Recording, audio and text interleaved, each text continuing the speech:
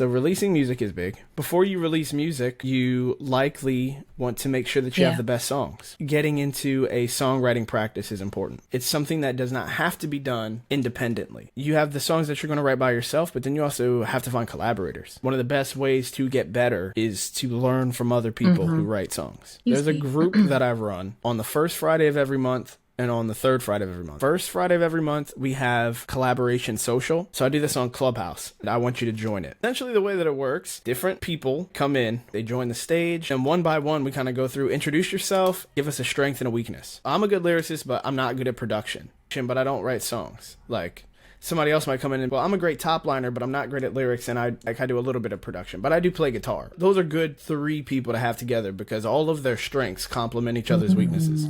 And I'll put them in a collaborative team. Though the result is that songs happen every month, the point is to learn the art of collaboration. Because often we hear like collaboration is key and you need to collaborate and find collaborators and stuff, but collaborating is a skill. And then on the third Friday of every month is show and tell. So you have 2 weeks to write a song.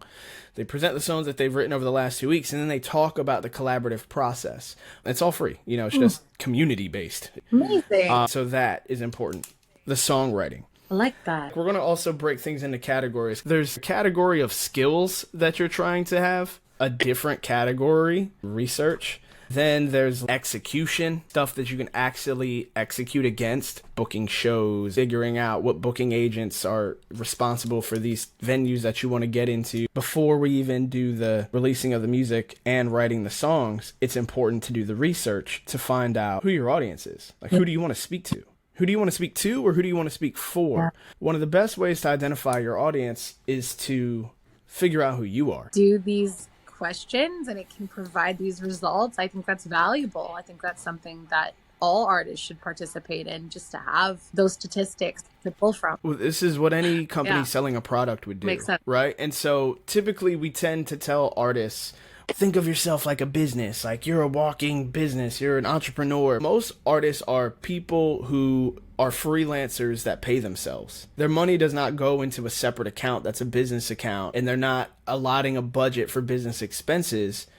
What they make, they spend. So they're virtually just self-employed. There's a difference in functionality when you decide to operate a business. And this is what most businesses would do. What we're going to structure for you also is a pathway to financial security. It was not on your list, but this is really only attainable with sustainability if you have cash flow. All of these things are awesome, but this runs on possibility and not probability. I want to operate on both. All of it makes so much sense.